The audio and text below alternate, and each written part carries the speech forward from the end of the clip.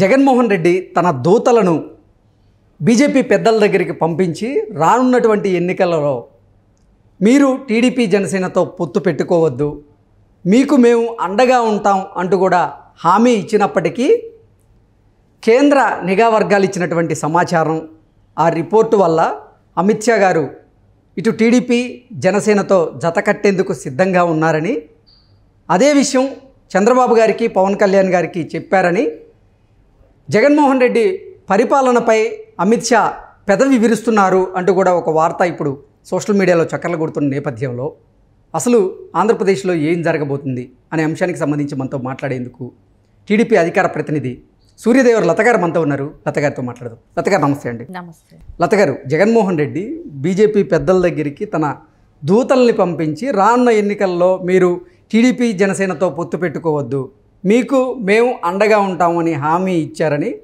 అయినప్పటికీ కేంద్ర నిఘా వర్గాలు ఇచ్చినటువంటి రిపోర్టుతో అమిత్ షా గారు ఇటు చంద్రబాబు అలాగే పవన్ కళ్యాణ్తో కలిసి నడవాలని ఆయన డిసైడ్ అయ్యారని, అదే విషయాన్ని చంద్రబాబుకి పవన్ కళ్యాణ్కి ఆయన నిన్న జరిగినటువంటి భేటీలో చెప్పినట్లుగా, అలాగే జగన్మోహన్ రెడ్డి పాలనపై అమిత్ షా పెదవి వీరుస్తున్నారు అంటూ కూడా ఒక వార్త ఈ మధ్యకాలంలో బయటకు వచ్చింది.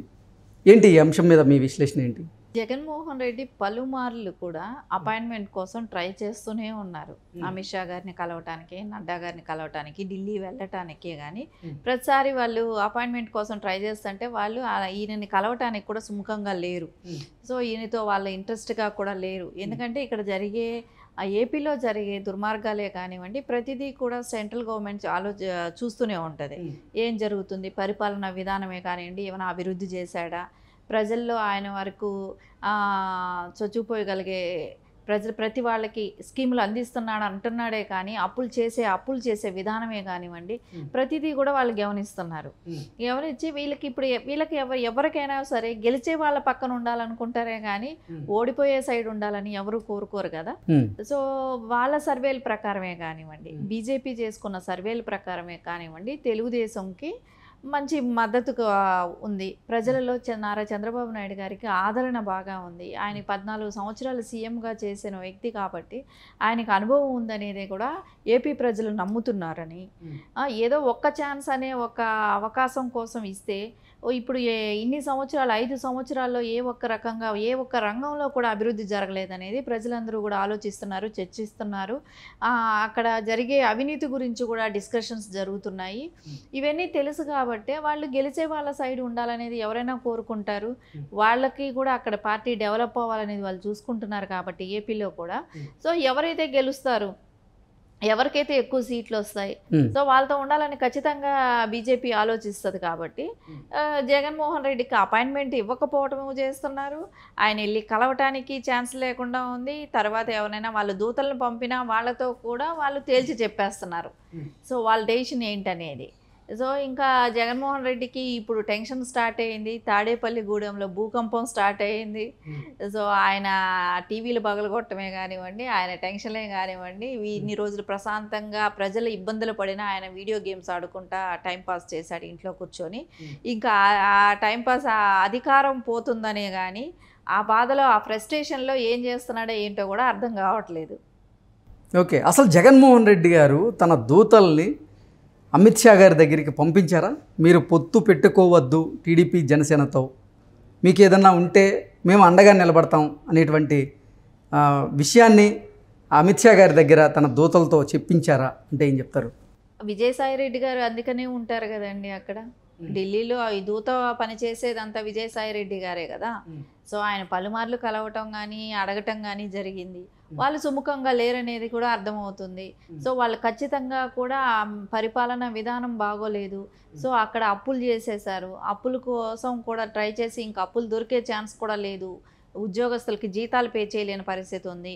సో బిల్డింగ్లు కూడా ఏదైతే సెక్రటరేటే కానీ ఇట్లాంటి పలు బిల్డింగ్స్ కానీ కూడా అన్నీ తాకట్లు పెట్టాం.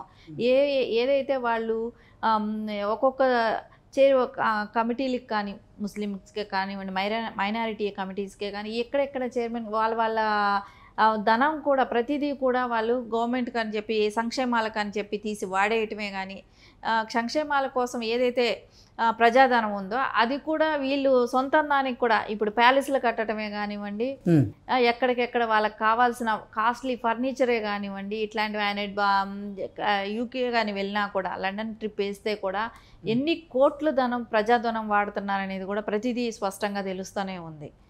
సో దీనికన్నిటికీ కూడా సెంట్రల్ గవర్నమెంట్ ప్రతిదీ కూడా ఆలోచిస్తుంది, ఆచితూచి నిర్ణయం తీసుకుంటుంది. సో పక్కా తెలుగుదేశంకే కానీ జనసేన కూటమి ఇప్పుడు వచ్చిన తర్వాత కానీ పక్కా గెలిచే మెజారిటీ కూడా ఉంది. అది కూడా కాకుండా వాళ్ళు ఎస్పెషల్లీ ఇంకొకటి కూడా గమనించారు, నారా చంద్రబాబు నాయుడు గారు అరెస్ట్ అయిన టైంలో అశేష జనం ఆయనకు మద్దతు తెలిపిన విధానమే కానివ్వండి, ప్రజల్లో కూడా ఎక్కడ ప్రపంచవ్యాప్తంగా గుర్తింపు ఉన్న నాయకుడితో మనం పొత్తుకెళ్దామా, ప్రతిదీ కరప్షన్ చేస్తూ ప్రజలకి వ్యతిరేకంగా ఉన్న నాయకుడితో వెళ్దామని ఆలోచించుకున్నప్పుడు ఎవరైనా సరే నారా చంద్రబాబు నాయుడు గారి సైడే ఉంటారు. అదే వాళ్ళ స్పష్టంగా కూడా వాళ్ళ ఆలోచన విధానం కూడా అదే అని తెలుస్తుంది మనకు. ఓకే, అసలు ఏంటి జగన్మోహన్ రెడ్డి గారు ఈ టీడీపీ జనసేన భారతీయ జనతా పార్టీల పొత్తు విచ్ఛిన్నం చేయడానికి ఎందుకు ప్రయత్నం చేస్తున్నారు, ఎందుకంత భయపడుతున్నారు అంటే ఏం చెప్తారు? డెఫినెట్గా సెంట్రల్ గవర్నమెంట్ సపోర్ట్ వాళ్ళు ఇన్ని రోజులు కూడా వాళ్ళకి దొరికింది కూడా అనుకోవాల్సిందే. ఇది దొరకబట్టే వాళ్ళు ఇన్ని స్కాములు చేస్తున్నా కానివ్వండి, అవినాష్ రెడ్డి అరెస్ట్ కాకుండా ఉండటమే కానివ్వండి, ఇవన్నీ మనం చూస్తూనే ఉన్నా. వివేకానంద గారి మరణం కూడా ఇప్పటి వరకు కూడా తేలకుండా ఉండటం కానివ్వండి, ఇవన్నీ కూడా ఒక రకంగా వాళ్ళకి ఇదివరకు సపోర్ట్ దొరికిన మాట వాస్తవమే అయి ఉండాలండి. ఎందుకంటే ఏది కూడా సెంట్రల్ గవర్నమెంట్కి తెలియకుండా అయితే జరగవు కొన్ని ఇష్యూస్లో కూడా. సో ఇప్పుడు వాళ్ళు టైం ఇచ్చి చూశారు, బీజేపీ మారుతారేమో అని, వైఎస్ఆర్సీపీకి ఏదైనా మార్పు చేస్తాడేమో, సంక్షేమంలో ఏదైనా అభివృద్ధి తీసుకొస్తాడేమో అని ప్రతిదీ కూడా వాళ్ళు టైం ఇచ్చి చూశారు. ఆ టైంలో వాళ్ళు నడుచుకోలేకపోయారు. సో డెఫినెట్గా ప్రజా సంక్షేమం ముఖ్యం కాబట్టి ఏ పార్టీకైనా ఎవరైనా మనుగడ సాధించాలంటే ప్రజా సంక్షేమం ముఖ్యం కాబట్టి వాళ్ళు గెలిచే వాళ్ళ పక్కనే ఉంటారు, వాళ్ళకే సపోర్ట్ చేస్తారు, అభివృద్ధి కోరుకుంటారు. ఇప్పుడు ఏపీ అనేది ఒక స్టేట్ అని అట్లా వదిలేసేలేరు. మొత్తం స్టేట్లు అభివృద్ధి చెందితేనే ఇండియా డెవలప్ అయింది అనుకుంటాం, భారతదేశం డెవలప్ అయింది అనుకుంటాం. అలాంటి టైంలో వాళ్ళు ఖచ్చితంగా ఏపీ డెవలప్ అవ్వాలని కూడా కోరుకుంటారు కదా. అక్కడ కూడా వాళ్ళ పార్టీ రావాలి, అక్కడ ఉన్న క్యాడర్కి కూడా వాళ్ళకి కూడా మనుగడ ఉండాలి అనుకున్నప్పుడు తప్పకుండా ఒక ఛాన్స్ ఇచ్చి చూశారు, అది సవ్యంగా వినియోగించుకోలేదు. కాబట్టి నారా చంద్రబాబు నాయుడు గారు అయితేనే అభివృద్ధి పదంలో ముందుకు తీసుకెళ్తారు ఏపీ ప్రభుత్వాన్ని అని తప్పకుండా నారా చంద్రబాబు నాయుడు గారికి సపోర్ట్ చేస్తారండి. ఓకే, అంటే నిన్న మొన్నటి వరకు అసలు భారతీయ జనతా పార్టీ అలాగే ఇక్కడికి వచ్చేసరికి వైఎస్ఆర్సీపీ నీరు ఉప్పులా కలిసిపోయి ఉండేది. కానీ ఈ మధ్యకాలంలో అసలు అమిత్ షా గారు జగన్మోహన్ రెడ్డి పాలన మీద పెదవి వీరుస్తున్నారు అంటూ కూడా కొన్ని వార్తలు వస్తున్నాయి. ఏంటి కారణం ఏంటి, అసలు వాళ్ళిద్దరి మధ్య ఎందుకు సఖ్యత లేదు అంటే ఏం చెప్తారు?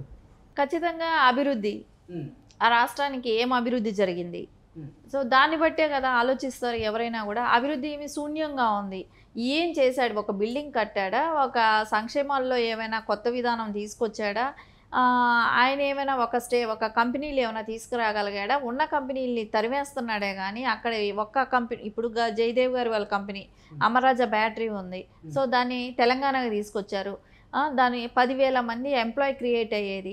అలాంటి ఇండస్ట్రీలని కూడా నువ్వు ఉన్న ఇండస్ట్రీలని కూడా తరిమేస్తున్నప్పుడు కియాని చూసాం, అక్కడికి వెళ్ళి ఎలా బెదిరిస్తున్నారు. ప్రతి చోట ఏదైతే నారా చంద్రబాబు నాయుడు గారు తీసుకురావాలనుకున్న ప్రాజెక్ట్స్ అన్నీ కూడా ఆగిపోయి ఉన్నాయి. విమానాశ్రయంలో కూడా చూస్తే మనం ఓన్లీ లోకల్ ఫ్లైట్స్ వరకే ఉన్నాయి. ఇది వరకు దుబాయ్ అది కూడా వెళ్ళే ఫ్లైట్స్ నారా చంద్రబాబు నాయుడు గారి టైంలో ఎయిర్పోర్ట్స్లో అలాంటి ఫ్లైట్స్ కూడా ల్యాండ్ అయ్యేటివి వెళ్ళేటివి, అలాంటివి కూడా ఈరోజు లేవు. సో ప్రతి చోట కూడా మనం చూస్తున్నాం ఎక్కడ అభివృద్ధి అనేది శూన్యం అయిపోయింది. అలాంటి టైంలో ఖచ్చితంగా కూడా వాళ్ళు ఎప్పటికైనా కూడా గెలిచే సైడ్ ఉండాలనుకుంటారు. అందుకే వైసీపీని కూడా సో కట్ చేయటం కానివ్వండి, అతనికి అపాయింట్మెంట్స్ ఇవ్వకపోవటమే కానివ్వండి, దాని మూలాన ప్రజలకి నష్టమే కానీ దాని మూలాన లాభం లేదనేది వాళ్ళు గ్రహించారు. సో తప్పకుండా తెలుగుదేశంతోనే వాళ్ళు కలిసి నడుస్తారు. ఓకే ఓకే అండి, thank you so much. Thank you.